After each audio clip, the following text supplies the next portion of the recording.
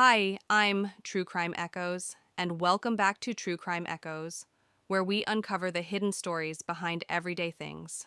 Today's episode might surprise you, because we're not diving into a cold case or a courtroom drama or a missing persons report.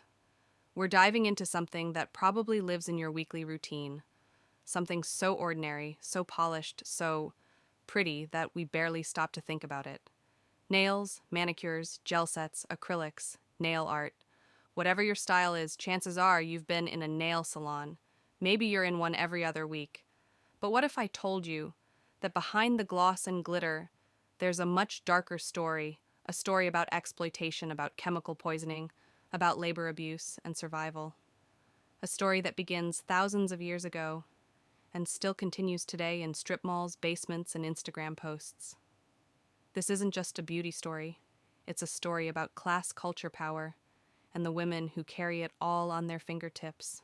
So if you've ever gotten your nails done, or even if you haven't, stick with me, because once you know what's underneath that top coat, you'll never see a manicure the same way again. This is the dark history of the nail industry. Chapter 1: The Nail That Started It All. I remember the moment so clearly. I was standing at the valet just waiting for my car like any normal day when I noticed something unexpected. The guy bringing my car had this one long, perfectly shaped pinky nail. I'm talking really long. Not like slightly neglected long, this was intentional. It stood out.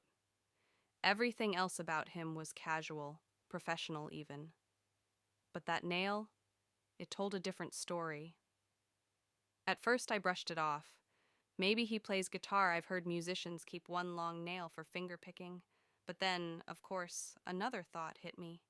You've probably heard the term coke nail. I'd seen jokes online, rumors, whispers in true crime corners about what that nail might be used for. But I didn't want to assume. So, me being me, I asked. I leaned in and said, "Hey, just curious, why the long pinky nail?" He laughed. That was it. Just a laugh. Not a creepy laugh. Not defensive, just a short, amused kind of chuckle. No answer, no explanation. And in that silence, my curiosity kind of ignited. Now, this could have ended right there. Most people would forget it by the time they buckled their seatbelt. But I didn't. I got in the car and I kept thinking about it. That nail, that one small detail on one person's body opened up this flood of questions in my head. What is the history of long nails? Where did this even begin? Is it just aesthetic, symbolic, functional? Has it always been this way, or has meaning changed over time? So I did what any deeply curious, probably overly invested person would do. I went down the rabbit hole. I started with the basics. What is a coke nail? I typed into Google. The answers were mixed. Yeah, some people really do use it for that. But what surprised me was how much deeper it went. Because what started as a casual curiosity quickly unraveled into this vast, layered story of status power, survival, exploitation, immigration, and yes, even war. Nails, it turns out, are not just nails. Their history, their politics, their identity, and they tell stories that until now I never thought to listen to. What really blew my mind was how something so small, so seemingly insignificant, could carry centuries of cultural weight. From royalty in ancient China to survivors of war-torn Vietnam, building new lives one manicure at a time. From Hollywood icons to immigrant women working 12-hour shifts in strip mall salons, each with a story, each with history under their fingertips. And suddenly I was seeing nail salons differently. I was remembering the quiet woman who did my nails last week. The way her hands moved quickly, precisely like she'd done this a million times. I thought about the language barrier between us, the way we smiled at each other instead of speaking, and how I'd never once asked her name. It made me wonder how many times I'd walked into a nail salon and left only remembering the color I picked and the price I paid, never the people. Never the stories. This isn't just about manicures. This is about class, gender, culture, and survival. This is about the women who crossed oceans with nothing but hope and turned nail polish into a livelihood. This is about the toxins they breathe, the wages they're denied, and the dreams they still chase for their children. This is about an industry that so many of us engage with, but few of us truly understand. So today I want to share that story with you. Not just the pretty parts, not just the glossy colors or the Instagram trends, but the real story starting all the way back in ancient times, moving through continents and crises, all the way to the fluorescent lit salons we pass every day. Because behind every manicure, there's history, and some of it is darker than you'd ever imagine. Let's begin. Chapter 2: Royal Blood and Red Tips Nails in Ancient Times. When we think of beauty, we don't usually think of history. We think of trends, color palettes, influencers, maybe that one bottle of polish we always go back to. But beauty, especially when it comes to nails, has always been so much deeper than that. It's been about class control, identity, even power. And to really understand how we got here, we have to go back, way back, before hashtags, before Hollywood, before America was even an idea. We have to start in ancient China. Now, I wasn't ready for how deep this rabbit hole would go. But what I found was a world where fingernails weren't just extensions of your hands, they were symbols of your worth. In ancient Chinese dynasties, long nails weren't practical. They weren't even meant to be, and that was the point. You see, if your nails were long, really long, it meant one thing: you didn't do labor. You didn't work the fields. You didn't grind flour or carry water. You had people for that. Long, unbroken nails were proof that you were wealthy enough to avoid the physical strain of survival. In other words, your hands were clean literally and socially. For women, it became a status symbol, but men participated too. Even Confucius, the great Chinese philosopher, was said to have worn long nails. And if he was doing it, you knew it meant something. But it wasn't just about length. Ancient Chinese nobility took nail decoration to another level. They created intricate metal nail guards, basically golden sheaths that covered the fingernails like armor. I remember seeing images of them and thinking they looked like miniature swords, curved and glinting, almost threatening in their elegance. Some were made of gold, some silver. Many were encrusted with jewels. And they didn't just protect the nails, they projected power. They were wearable declarations that said, "I don't lift a finger because I rule." I mean, that's kind of badass, right? And while we're here, let's talk nail polish. Because yeah, they had it. Thousands of years ago. The earliest records go back to around 3000 BC. Women would grind flower petals like roses or orchids and mix them with natural ingredients like beeswax, egg whites, and gelatin. Then they'd soak their fingers in this paste for hours, sometimes overnight. In the morning, their nails would be stained this soft reddish-pink hue. Subtle. Feminine, but meaningful. It wasn't flashy like the glitter and chrome we see now, but it meant something. It was dignity, beauty, status, a way to mark yourself as someone who belonged to a certain class, a certain world. And that was just China. Because over in ancient Egypt, the nail game was just as strong, just different. Their nail color wasn't just about class, it was about divinity.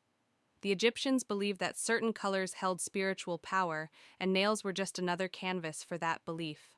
Royalty and nobility would stain their nails using henna, a natural dye that created a warm, reddish-brown tone. Cleopatra herself, it's said she preferred deep red, which honestly checks out. But here's the wild part. Some Egyptian mummies have been found with their nails still intact, coated in gold. Literal, gold-plated fingernails. They weren't playing around. They wanted to carry that luxury and identity into the afterlife. Because to them, nails weren't superficial. They were sacred, eternal. And just like in China, your nails told the world who you were. If they were colored, cared for, adorned, you were important, respected, worth remembering. But if they were chipped, dirty, unadorned, you were labor, invisible, disposable. And I have to be honest, that hit me. It made me look at my own hands differently.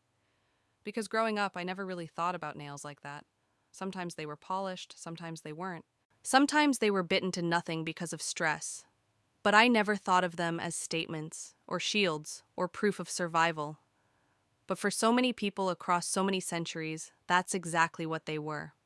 It makes you think, how many things do we write off as just beauty, when really they're full of history? How many small habits like painting your nails actually come from generations of symbolism we've forgotten? I think about those women in ancient China, dipping their fingers into crushed petals. I think about a young Egyptian girl carefully applying henna before a royal festival, and I realize they were just like us, wanting to feel beautiful, wanting to feel seen, wanting to mark themselves in some small, delicate way as people who mattered. So the next time someone says beauty is shallow, or that painting your nails is just girly, maybe remind them that empires once used it to define royalty. And honestly, they still do, but the story doesn't end there. An end.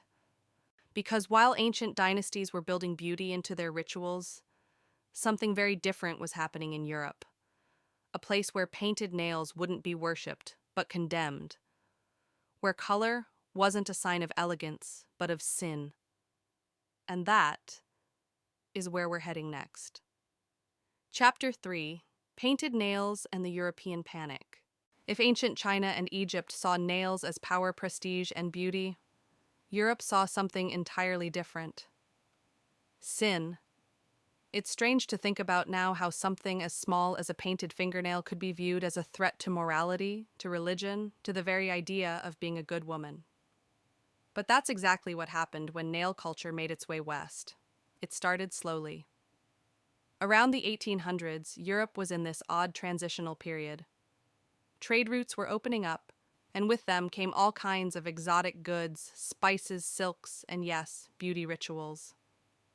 Nail dyes and polishes from the Middle East and Asia started appearing in aristocratic circles. At first, they were seen as novel, intriguing, a way for European women to emulate the mystique of faraway cultures. But this fascination didn't last long, because Europe, particularly Western Europe, was deeply entangled with the church. And the church didn't like anything that even hinted at vanity, sensuality, or, God forbid, self-expression. So when noble women started experimenting with nail polish, or pushing back their cuticles, or adding a little shine to their hands, they weren't praised. They were judged. The act of coloring your nails was suddenly coded as provocative, sexual, even satanic. And I'm not exaggerating. Women were told that if they wore red polish, they were tempting men. If they filed their nails, they were wasting time on worldly things. If they looked too beautiful, they must be working for the devil. Yeah, all that from a little polish. And look, I get it. I grew up around religion too. I remember the first time I wore black nail polish as a teenager. I thought I looked cool, edgy, confident. But when I showed up to church like that, the looks I got. You would have thought I brought Satan himself to Sunday service. One lady pulled me aside and whispered, "You know, black nails invite dark spirits." I wanted to say no, actually, they just go with my outfit. But back in 1800s, Europe, this kind of thinking wasn't just whispered, it was enforced. Women who painted their nails were labeled vain or unclean. It wasn't just about fashion, it was about control. Because the less women did to stand out, the easier they were to keep in line. But even in the most repressive times, people find a way. I love that part of history, the quiet rebellions. The noble women who still dipped their fingers in lemon juice to soften the skin, who used wool cloth to buff their nails into a natural shine, who applied crushed petals in secret, giving their hands a soft, healthy tint, just enough to look radiant, not too radiant.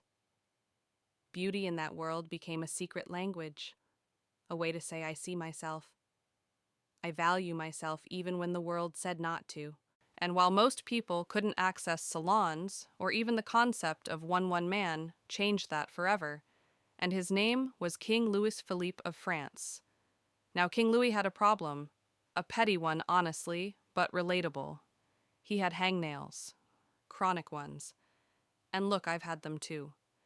Those tiny flaps of skin that feel like paper cuts and make you question every life decision that led to that moment.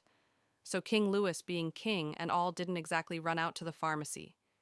Instead, he summoned a doctor. A podiatrist, actually, a foot doctor named Dr. Sitz. Dr. Sitz created tools specifically for nail care, cuticle pushers, buffers, clippers. And just like that, what had once been taboo became trendy. Because once royalty does something, everybody wants in. Dr. Sitz trained his niece in the method. She trained others. And soon, the practice of the manicure, a French term literally meaning care of the hands, started to spread. Not just in castles or elite circles, but gradually into upper middle class homes. It was subtle, modest, proper, everything Europe needed it to be, and slowly, nail care became less of a sin and more of a routine. Still, the average woman wasn't getting weekly manicures. This wasn't self-care, it was still a luxury, reserved for those who could afford the time, the tools, and the judgment. And yet, it planted a seed. It proved that even in a culture rooted in repression, something as small as a fingernail could push boundaries, could evolve, could defy the rules. And eventually, that seed would cross the Atlantic. Because while Europe was busy moralizing about polish and modesty, a woman in America saw opportunity. She didn't just want to look good, she wanted to build something, a business, a future, a legacy. And she did. Her name was Mary Cobb, and in the next chapter, we're going to meet her.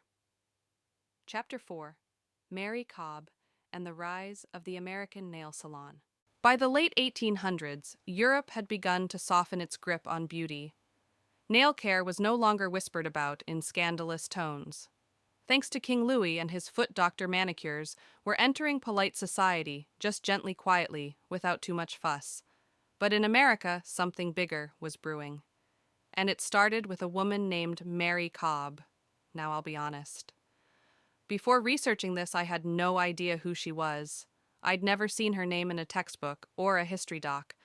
But the more I learned about her, the more I realized she wasn't just a woman who opened a nail salon. She was the woman who gave everyday people, especially women, the space to care for themselves with pride. And that matters. Mary's story begins in New York City sometime around the 1870s. She was young, educated, and driven, which back then already made her a bit of an outlier. But what really shaped her path was her marriage to a man named Dr. Joseph Parker Prey. He was a podiatrist, just like Dr. Reed. Sits over in France, a foot doctor. He also sold foot powders and early cosmetic products, which made him, by the standards of the time, rich. Now, Mary wasn't just along for the ride. She actually enrolled in medical school herself, highly unusual for a woman in that era, and ended up working side by side with her husband. Together, they ran a business that specialized in foot and nail care. But here's where things get interesting. In the 1870s, American women were starting to hear whispers of French manicures. Articles in women's magazines described the elegance of Parisian beauty routines, buffed nails, trimmed cuticles, a soft sheen. It was the kind of beauty that felt refined, not loud. Subtle luxury, and American women wanted in. Mary Cobb saw the opportunity before almost anyone else did. In 1878, she opened Miss Cobb's Manicure Parlor in Manhattan, the very first nail salon in the United States. Let that sink in.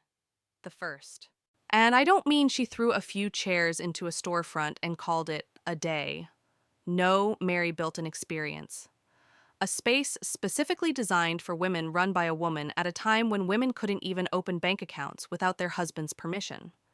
Her salon offered more than just nail shaping. Mary combined French technique with American innovation. She soaked nails in warm water, gently pushed back cuticles, trimmed and filed edges with customized tools. And then, this was brilliant, she created an enamel finish to add shine and seal in color. It wasn't quite like the glossy polish we use today, but it was close. More importantly, it made nails look healthy, soft, and polished, in every sense of the word. And it caught on. Word spread. More women came, more salons opened. Mary began training others in her technique. And just like that, nail care wasn't a secret ritual anymore, it was a service, a profession, a business.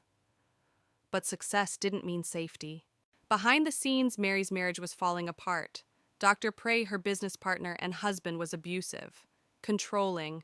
The very man who had built a career off of helping women feel better was tormenting his own wife behind closed doors. In 1884, Mary did the unthinkable. She left him, At a time when divorce was still considered shameful, scandalous, and legally difficult, she walked away. And even more impressive, she didn't lose the business. She kept it, protected it, grew it. That alone deserves applause. But Mary didn't stop there. She and her ex-husband had co-developed a tool together, what we now know as the emery board. You've probably used one. Thin, sandpapery, designed to file and shape nails. Simple, yes, but revolutionary at the time. Mary took that invention and ran with it. She filed the patent, marketed it, sold it. She built a beauty empire from something as basic as a nail file. And when I think about that, I think about all the women who've sat in nail salons over the years, unaware that the woman who created their space did it at a time when women weren't even allowed to own their own lives. Mary Cobb wasn't just a businesswoman, she was a pioneer. She took something feminine and made it powerful. She gave women a space to feel pampered, even if just for an hour. And she proved that beauty wasn't frivolous, it was freedom. What she started in Manhattan would ripple across the country. Decades later, nail salons would become sanctuaries for countless women, especially women of color, immigrants, refugees. And many of those women, whether they knew it or not, were walking through a door that Mary Cobb had opened. And yet, for all her contributions, most people have never heard her name. She was erased from history the way so many women have been quietly without ceremony. But not here, not today. Because this story, it's hers. And as we move forward, we'll start to see how her quiet revolution planted the seeds for a cultural explosion. A movement. One that would cross oceans, navigate war, and eventually land in places like Little Saigon, California. Because just when you think nails are all about vanity, history reminds you they're really about survival. Chapter 5. From Cars to Color. How the auto industry painted a new future for nails. After Mary Cobb laid the groundwork for modern nail care, things started to shift, slowly then, all at once. By the early 1900s, the idea of getting your nails done was no longer confined to Paris salons or Manhattan parlors. It was starting to trickle down into department stores, into drugstores, even into everyday conversations among women who couldn't afford silk gowns or diamond brooches. But maybe, just maybe, they could afford a little shine on their fingertips. But for a while, nail care was still more about cleanliness than color. Manicures focused on trimming, buffing, shaping. The ideal nail was natural-looking, soft, and neat. Polished, sure, but not painted. Not yet. And then something strange happened. Something no one really expected. The car industry, yes, cars changed everything. I know that sounds random. But stay with me. In the 1920s, America was entering a new kind of era. The Roaring Twenties, mass production, industrial growth. People were buying radios, appliances, and more importantly, automobiles. Cars weren't just transportation anymore, they were status symbols. A reflection of freedom, wealth, modernity. And they were beautiful. Suddenly, people were seeing bold colors everywhere. Shiny black Fords, fire engine red Chevrolets, deep navy Buicks gleaming in the sun, and the paint. Oh, it wasn't just practical. It was stunning. Smooth, glossy, reflective. It sparkled. And somewhere along the way, someone asked a question, if we can paint a car to look this good, why not our nails? It sounds ridiculous, but that's genuinely what happened. The shiny paint used on cars made from a compound called nitrocellulose was eventually adapted to create the world's first modern nail polishes. Companies started tweaking the formula to make it more wearable, less toxic, more colorful. And for the first time, women didn't just have to buff their nails for a shine. They could paint them, boldly, visibly, unapologetically, and that changed everything, because this wasn't about imitating royalty anymore. This wasn't about quiet elegance. This was about expression, about personality, about making a statement in a world that still expected women to be soft-spoken and invisible. And of course, with any shift in culture, came the backlash. Bright nail polish, especially red, was considered scandalous, indecent, dangerous even. It was associated with flappers, with jazz clubs, with fast girls who drank cocktails and smoked cigarettes and stayed out too late. In other words, women who didn't behave. But the thing is, those women didn't care. They painted their nails anyway. They lit cigarettes with painted fingertips. They danced under chandeliers with crimson claws, and they laughed in the face of convention. And that scared people. Because beauty, when it's bold, is always political, especially when it's in the hands of women. Still, there was a problem. That original formula, the one borrowed from the auto industry. It wasn't exactly great for the human body. Nitrocellulose made nails look gorgeous, yes, but it also made them brittle. It dried them out, flaked off in strange ways, and for many women it left their hands looking worse than before. The polish industry needed a savior. Enter Revlon. In the early 1930s, the Revlon company introduced a new version of nail polish that changed everything. It was smoother, safer, more durable, and most importantly, it came in colors. Actual vibrant, varied shades of pink, red, coral, plum. Suddenly, you didn't have to choose between dry nails or boring ones. You could have shine and strength, and the best part, it was affordable. Nail polish became the beauty product of the people. A way to feel glamorous even if you weren't rich. Even if you were struggling. Even if the rest of your life felt far from polished. That's the magic of beauty, right? Sometimes it's not about transformation, it's about escape. But I keep coming back to this strange connection, that the color on our nails came from the same industry that built the machines we drive. It's weird to think that the glossy finish on your fingertips has roots in car paint. But it does. And in some way, I kind of love that. Because just like the automobile gave people mobility, nail polish gave people identity. It let them say, this is me. This is how I show up. And in a time where women were still expected to shrink themselves, a splash of color on your nails was a quiet revolution. But we're just getting started. Because while this moment was huge for the beauty industry, it was only a prelude to what would come next. War, refugees, survival, and a group of women who would carry the nail salon into every strip mall and every city in America, armed not with money or influence, but with sheer will. And a bottle of polish. Chapter 6. War Refugees and the Women Who Reshaped the Nail Industry. Sometimes history doesn't move forward because of inventions or empires. Sometimes it shifts quietly through people who've lost everything and still keep going. By the time we hit the 1970s, nail polish was becoming a part of American beauty culture. There were new colors, new formulas, and manicures were no longer just for the elite. But here's the thing. Nail salons still weren't what they are today. They weren't on every corner. They weren't accessible to everyone. And they weren't affordable for most. That part of the story, the part that changed everything, came out of tragedy, the Vietnam War. Now, if you grew up in the U.S., you probably learned about the Vietnam War in school. Maybe you memorized dates. Maybe you watched grainy footage of helicopters and protest marches. But what most of us don't learn is what happened after. What happened to the people left behind when the last American helicopters lifted off the rooftops of Saigon? It was April 1975. The war had raged on for nearly 20 years. And when the communist forces took over South Vietnam, everything collapsed. Imagine this: you've been living in a country divided by ideology where violence has been part of your daily life for decades. Suddenly, the government changes. The army you trusted is gone. And because you were seen as being on the wrong side, maybe you worked with Americans or supported the South, you're now considered an enemy, a traitor. People fled. Not just hundreds, not thousands, but millions. Some escaped by air, many by boat. Families packed into overcrowded vessels clinging to hope and each other.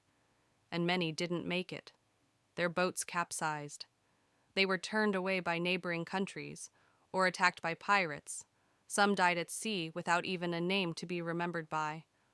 Those who survived, who somehow found their way to refugee camps or foreign shores, were traumatized, displaced, and often met with suspicion.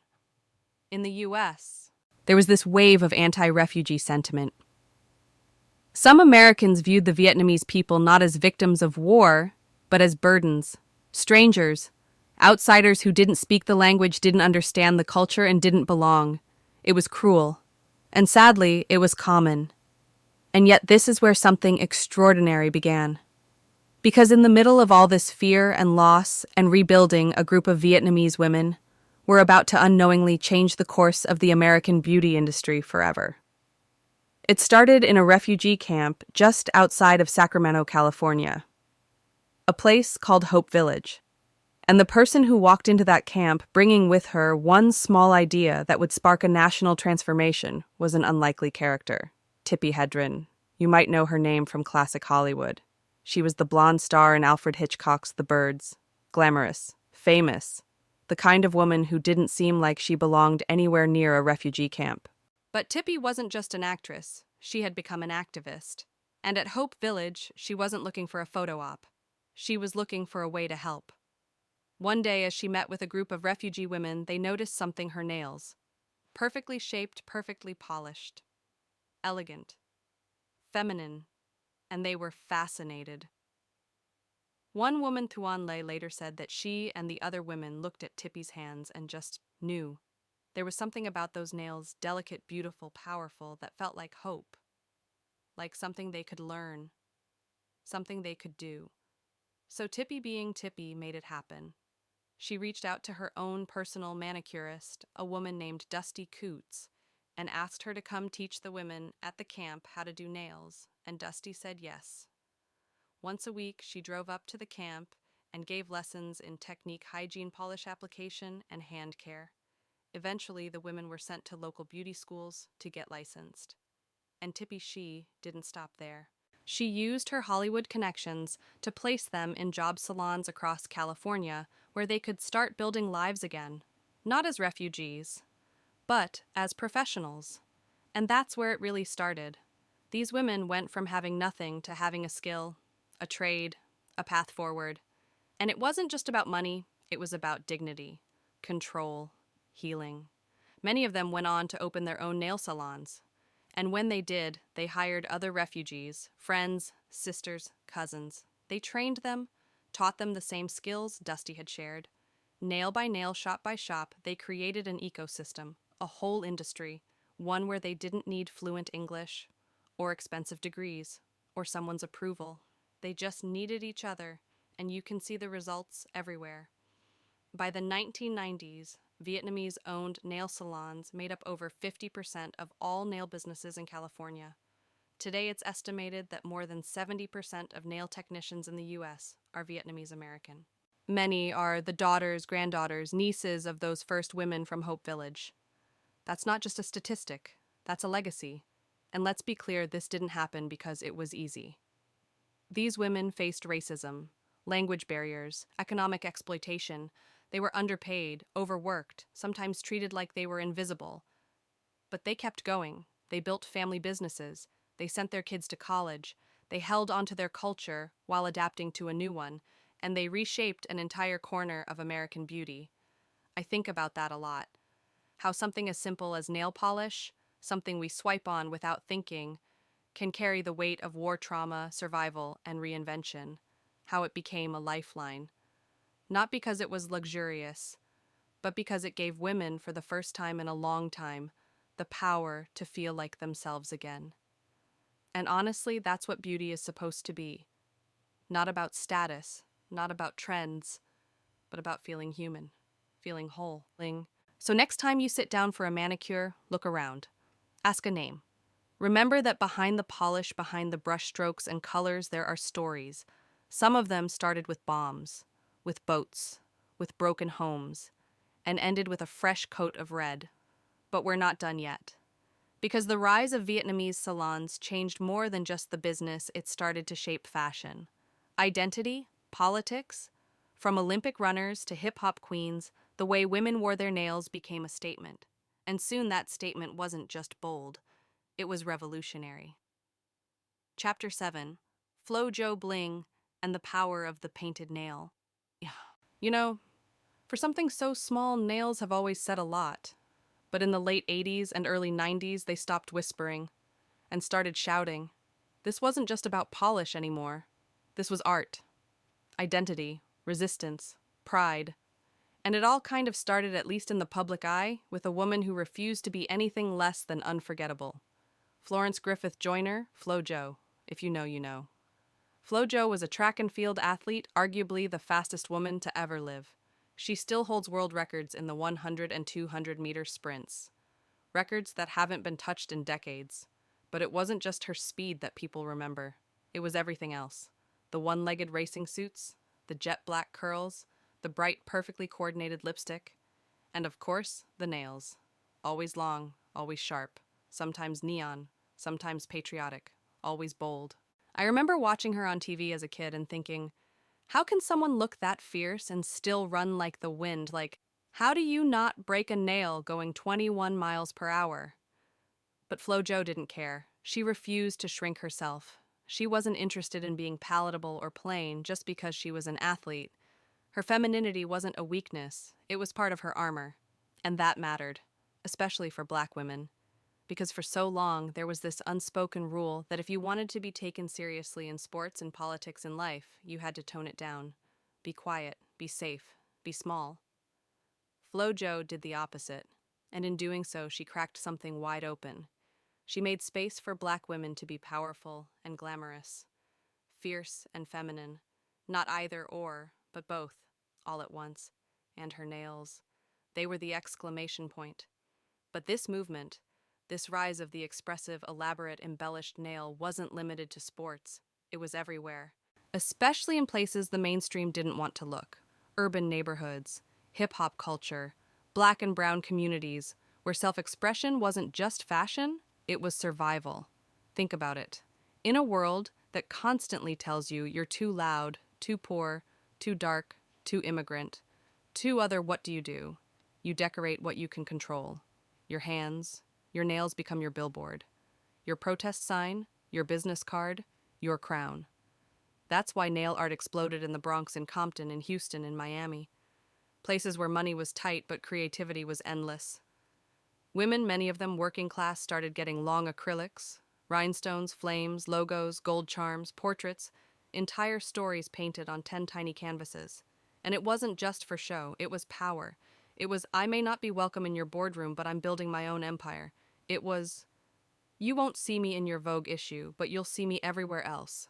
And like clockwork, the world caught on. Designers, celebrities, pop stars.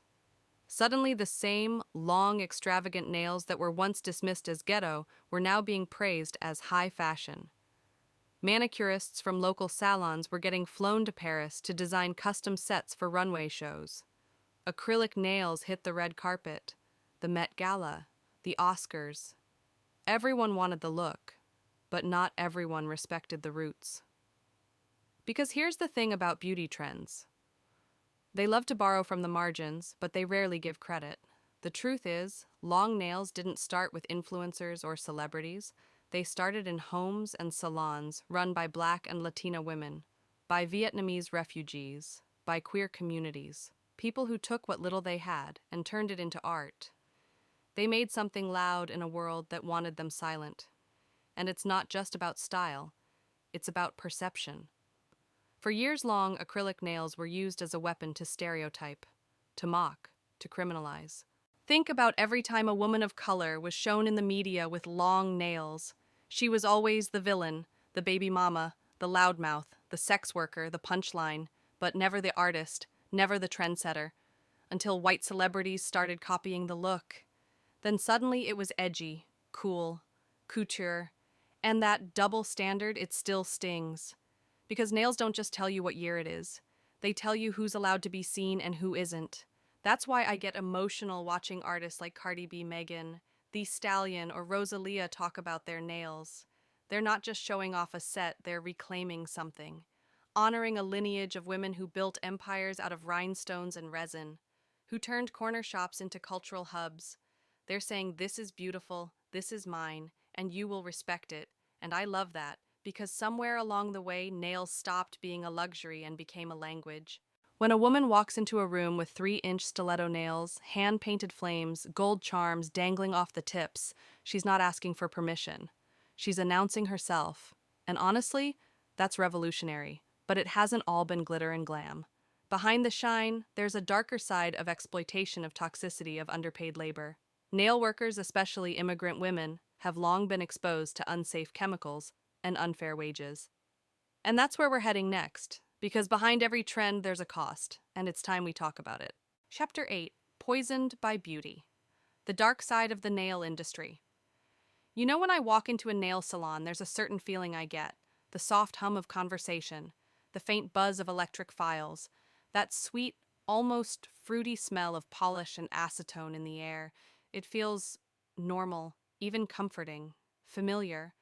But it wasn't until I started digging into this story that I realized what I was smelling wasn't just polish. It was poison.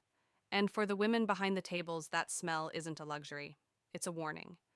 We don't talk about this enough, but the truth is, the modern nail industry has a dark, dangerous underbelly. One that hides behind pastel walls, spa menus, and cute Instagram reels. It's a world built on beauty, yes, but also on risk, on sacrifice, on silence. And most of the people paying that price are women who look nothing like the clients they serve. Let's go back to the early 2000s. By this point, the nail salon boom had already happened, especially in places like California and New York. Affordable, fast, and accessible manicures were no longer just a luxury. They were part of everyday life. Women would pop in for quick gel sets, touch-ups, acrylic fills. For a lot of us, it became a routine, like grabbing coffee or running errands. But behind the scenes, it was a different story. In 2015, the New York Times published an explosive investigation called The Price of Nice Nails, and it cracked everything wide open. The journalist Sarah Maslin Neer spent over a year interviewing nail workers, many of them undocumented immigrants from countries like Vietnam, China, Korea, and Nepal. What she uncovered was heartbreaking: long hours, no lunch breaks, wages far below minimum. In some cases, no pay at all during training periods that lasted for weeks. Workers were sleeping in basements, sharing rooms with 10 other people, living in fear of retaliation, of deportation, of losing what little they had. And on top of that, every day they were breathing in toxins, not just unpleasant smells, but actual toxic chemicals. Let's break it down. There's something called the toxic trio in the nail industry: toluene, formaldehyde, and dibutyl phthalate. Toluene affects the nervous system. It can cause headaches, dizziness, even reproductive harm. Formaldehyde, a known carcinogen, as in it causes cancer, and dibutyl phthalate linked to hormonal disruption and birth defects. These chemicals are found in many nail polishes, glues, and hardeners, especially in cheaper products. And when you're using them once in a while, the risk is low. But imagine being around them every day, for 10 to 12 hours, in a small, poorly ventilated room, with no protective gear, no masks, no filters, no warnings. That's what nail techs were facing, and many of them didn't even know it. They just knew their noses were bleeding at night, that they were coughing all the time, that their hands were breaking out in rashes, that their pregnancies weren't going well. Some gave birth to babies with developmental issues. Some miscarried. Some developed chronic illnesses with no clear cause except the air they breathed at work. And no one was talking about it. Why? Because many of these women were invisible in the eyes of the system. They weren't unionized. They weren't documented. They didn't speak English fluently. And even if they did complain, who would listen? Who would care? The beauty industry, like so many others, runs on silence, on smiling through pain, on making sure you, the customer, never see what's happening behind the curtain. But it's there, and it's deadly. After that New York Times article came out, there was public outcry, protests, petitions, politicians scrambling to look like they cared. New York passed emergency regulations requiring better ventilation, fair wages, proper licenses. It was a start, but it wasn't a fix, because enforcement still spotty, training still expensive. Many salon owners simply moved to cash-only operations, changed names, kept doing what they'd always done. And workers, they couldn't afford to quit. This wasn't just a job. It was their lifeline, their visa, their way to send money home, their only shot at survival. So they stayed quiet, kept polishing, kept coughing. And I don't blame them. I blame the system that built a billion-dollar industry on the backs of the most vulnerable. I think about that every time someone complains about a $5 price increase for a gel set. Every time someone rolls their eyes when a manicurist doesn't speak perfect English. Every time someone walks into a salon and forgets that the woman holding their hand has a story, a family, a life worth protecting. Because this isn't just a labor issue, it's a justice issue, a health issue, a human issue, and it's still happening. Even now, in 2025, many nail salon workers continue to face unsafe working conditions. The pandemic made it worse, forcing salons to cut corners, skip safety protocols, and lay off trained workers in favor of cheaper, unlicensed labor. There are women out there today still being paid under the table, still working 70-hour weeks, still breathing in fumes that we know are harmful, and the industry still thriving, because the demand hasn't gone away. If anything, it's grown. Nails are now a full-blown cultural phenomenon. TikTok tutorials, viral designs, celebrity collaborations, multi-million-dollar brands churning out new collections every month. But somewhere in a back room behind a strip mall, there's a woman wrapping your tips in foil with trembling hands, wondering how long she can keep doing this before her body gives out, and no one is watching. Except maybe you and me. Because now that you know you can't unknow, you can ask questions, tip generously, support salons that use non-toxic products and pay fair wages. You can listen when someone tells you their lungs are burning. You can care even when it's inconvenient. That's how change starts, not with outrage, but with awareness. And while the nail industry has given many women opportunity, empowerment, and even wealth, it's also left a trail of invisible casualties. And their stories deserve to be heard, because beauty should never cost someone their health and silence. That's the most dangerous chemical of all. Chapter 9: Healing Through Nails. The new generation of safety, advocacy, and empowerment. After everything I've learned, all the injustice, the exploitation, the health risks, it would be easy to end the story there. On a bitter note, angry, cynical, hopeless, but I won't do that. Because that's not the whole truth. Because just like every coat of polish can be removed and replaced, so too can systems. And what's happening right now is a quiet but powerful shift. It's not just a movement, it's a healing. And like so many revolutions, it's being led by the very people who were once the most invisible. Immigrant women, nail techs, survivors, daughters of salon workers, scientists, organizers, people who've seen firsthand what this industry can do to a body and what it can do to a life. Let's start in California. After that 2015 New York Times expose, public outrage pushed lawmakers to act. But change didn't just come from above, it came from within. And one of the most powerful examples is something called the California Healthy Nail Salon Collaborative. It's a coalition of advocates, public health experts, and salon workers, founded way back in 2005, actually, before the Times article ever dropped. These were people who already knew what was happening. They didn't need headlines to tell them what formaldehyde does to lungs or how exploitation hides behind training periods. They were living it, and they started organizing. They pushed for non-toxic product labeling, ventilation standards, health education in multiple languages, and even mental health support for nail workers dealing with burnout, anxiety, and trauma. They didn't ask for sympathy. They asked for dignity. And it's working. Some counties in California now offer healthy nail salon certification programs. That means if a salon meets certain safety and labor standards like proper ventilation, safe chemical use, and fair pay, it gets publicly recognized, promoted, protected. Customers can walk in and know they're supporting an ethical business. It's transparency, accountability, and honestly just common sense. And this movement isn't staying in California. Other states like New York, Massachusetts, and Washington are following suit. More cities are looking into local legislation to protect nail techs. And some of the biggest beauty brands, they're finally being held to higher standards. Because when workers speak up and consumers listen, companies have to change. But it's not just about regulations. It's also about representation.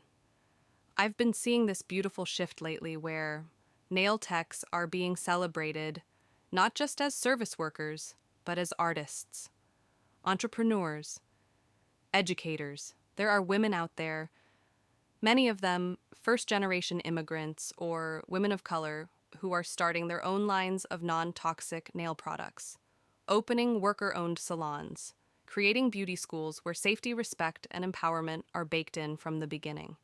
And then there's the digital space. Social media has become this unexpected, powerful platform for advocacy. You've got nail techs on TikTok and Instagram pulling back the curtain, talking about labor rights, chemical safety, how to spot exploitation.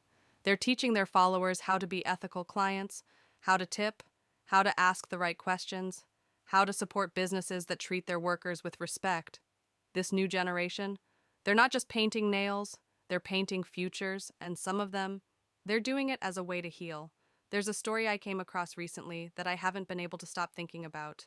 A woman named Lynn, a Vietnamese immigrant, who came to the US after losing everything in a flood. She didn't speak the language. She was terrified, alone. The only job she could get was in a tiny nail salon tucked behind a strip mall in Houston. At first it was grueling. Long hours, low pay, that constant nagging burn in her throat from the chemicals. But then she started connecting with clients, started finding small moments of joy in shaping a perfect oval or getting a color just right. One day a woman broke down crying in her chair, grieving a miscarriage. Lynn held her hand the whole time, didn't say a word, just kept painting. And that woman came back and told her, "You helped me feel human again." That moment changed everything. Lynn went back to school, studied chemistry, launched her own brand of non-toxic nail polishes formulated specifically with salon workers in mind. Her tagline, "Beauty without harm."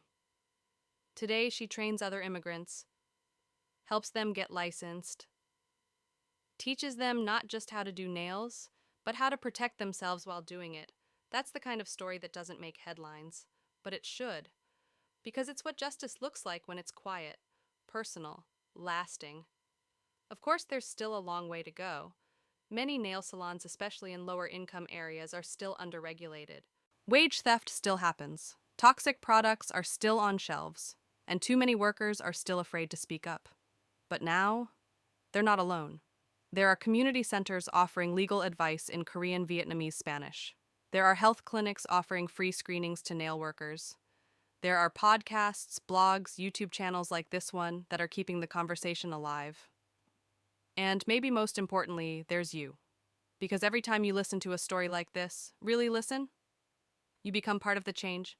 Every time you ask your nail tech how their day is going, every time you tip with generosity and not just calculation, every time you choose a salon that treats its workers right, you are pushing the industry in the right direction. Because healing doesn't happen through laws alone. It happens through community, through care, through curiosity, through the small decisions we make every day. I know nails might seem like a small thing in the grand scheme of justice, health, and human rights, but to someone whose entire future rests on that table between you, it's not small at all. It's everything. So here's to the ones who didn't give up, to the ones who stayed silent for too long and are finally finding their voice, to the new generation of artists, workers, and advocates who are making beauty truly beautiful again. You're not just painting nails, you're painting change. Chapter 10, Final Coat. What our nails say about us. It's funny, isn't it? When I first started looking into the world of nails, I thought this was going to be a light story, maybe even fun. You know, glitter gel tips, trends, celebrity inspo. But it turned out to be so much deeper than that. What started as a surface-level curiosity turned into a journey through labor rights, gender politics, health, justice, racism, immigration, survival, and self-expression. I never expected to find so many lives tucked beneath layers of polish. And now every time I look down at my own hands, I don't just see color. I see history. I see the Vietnamese refugee who sat in a crowded classroom learning how to file nails because it was her only path to safety. I see the black teenager in the Bronx who picked up a brush and started creating masterpieces on acrylic tips, turning a neighborhood hustle into high art. I see the undocumented worker scrubbing floors at midnight, coughing from fumes, her mask soaked with sweat and acetone. I see the salon owner who decided enough was enough and built a space where dignity comes before dollars. And I see myself, because even though I've never worked in a salon and maybe you haven't either, we all carry stories like these, stories of being overlooked, silenced, of being expected to smile and perform no matter what it's costing us inside. And for so many women, nails became the only space where we could still choose. Choose how we show up. Choose color when the world feels gray. Choose power when everything else says shrink. It's strange how something so small can feel like a shield, or a spotlight, or a statement, but it's always something. And I think that's what makes nails so powerful and so political. Because they've never just been about beauty. They're about identity, access, visibility, value. They're about who gets seen as professional, clean, respectable, and who doesn't. They're about who gets called trendy and who gets called ghetto. They're about who is allowed to be loud and who's told to tone it down. And when you trace that all the way back to the salons, the workers, the chemicals, the customers, the unspoken rules, you start to realize this isn't just a beauty story, it's a human story. One built on resilience, on pain, on joy, on survival. Because even in the darkest corners of the industry, people found a way to create light, to hold on, to care. And that deserves to be honored. So what do our nails say about us? They say, I'm still here. They say, I matter. They say, I see you. And honestly, that might be the most beautiful thing of all. I want to leave you with something personal. A few months ago, after I finished interviewing a nail tech who had left the industry due to health issues, she asked if she could do my nails just for fun. I hesitated. It felt weird, like exploitative. But she insisted. She didn't bring out her tools, or her UV lamp, or her fancy cases. Just a tiny bag with a few brushes and one bottle of deep forest green polish. As she worked, she told me that doing nails despite everything still brought her peace. It was something she was good at. Something that reminded her of who she was before the pain started, before the migraines, before the breathing problems. And when she was done, she held up my hand and said, "Now you carry my story too." I think about that moment all the time. Because I do. And now, maybe, so do you. So the next time you're sitting in that chair waiting for your gel to dry, think about what it took to get here. Think about the hands holding yours, the lives behind the polish, the people who were never meant to be the center of this industry, but became it anyway. Tip well. Ask questions. Choose safety. Speak up. And always, always remember, beauty is never just skin deep. And sometimes the most powerful stories are right at your fingertips. If you made it to the end of this episode, thank you. This was a heavy story because it's real, and it's still happening. Nails might seem small, even trivial, but they hold decades of pain resistance, reinvention, and power. And the people behind them, especially the women, deserve more than silence. So the next time you walk into a salon, maybe you'll notice a little more. Maybe you'll ask a question, maybe you'll tip better, maybe you'll just pause and see the person holding your hand.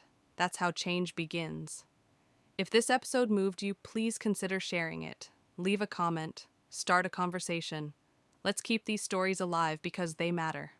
This has been True Crime Echoes, where even the quietest stories still leave a mark. Thanks for listening. Until next time, take care of yourself and each other.